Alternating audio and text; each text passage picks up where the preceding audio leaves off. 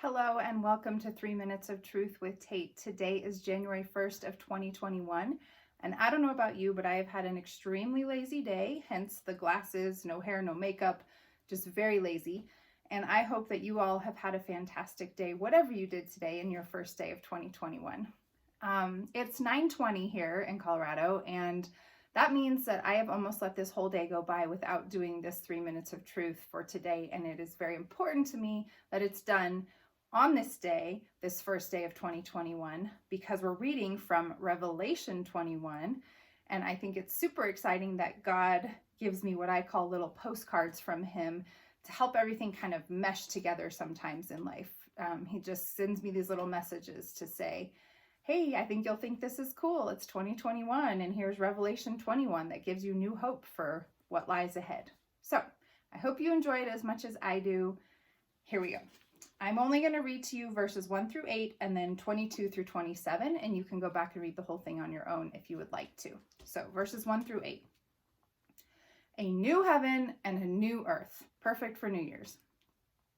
Then I saw a new heaven and a new earth, for the first heaven and the first earth had passed away, and there was no longer any sea. I saw the holy city, the new Jerusalem, coming down out of heaven from God, prepared as a bride, beautifully dressed for her husband. And I heard a loud voice from the throne saying, "Look, God's dwelling place is now among the people, and he will dwell with them. They will be his people, and God himself will be with them and be their God. He will wipe every tear from their eyes. There will be no more death, or mourning, or crying, or pain, for the old order of things has passed away." He who was seated on the throne said, "I am making everything new." And then he said, "Write this down, for the words are trustworthy and true." He said to me, "It is done. I am the Alpha and the Omega, the beginning and the end. To the thirsty I will give water without cost from the spring of the water of life. Those who are victorious will inherit all of this, and I will be their God, and they will be my people.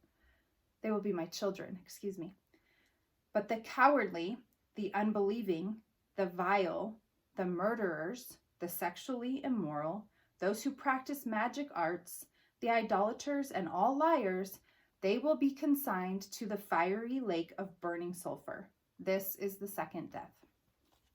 I would much rather be with God as his child than in this burning sulfur lake. Okay, verse 22 through 27.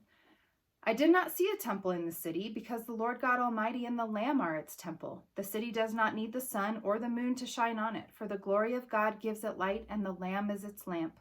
The nations will walk by its light, and the kings of the earth will bring their splendor into it. On no day will its gates ever be shut, for there will be no light there. The glory and honor of the nations will be brought into it. Nothing impure will ever enter it, nor will anyone who does what is shameful or deceitful, but only those whose names are written in the Lamb's book of life.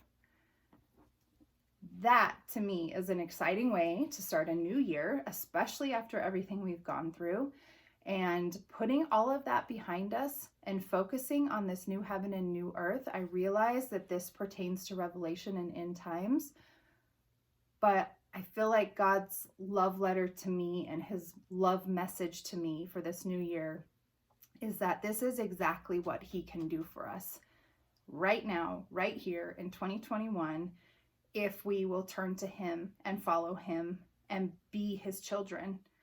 And all of what's described here is super exciting and brings me joy and hope, and I hope it does for you too.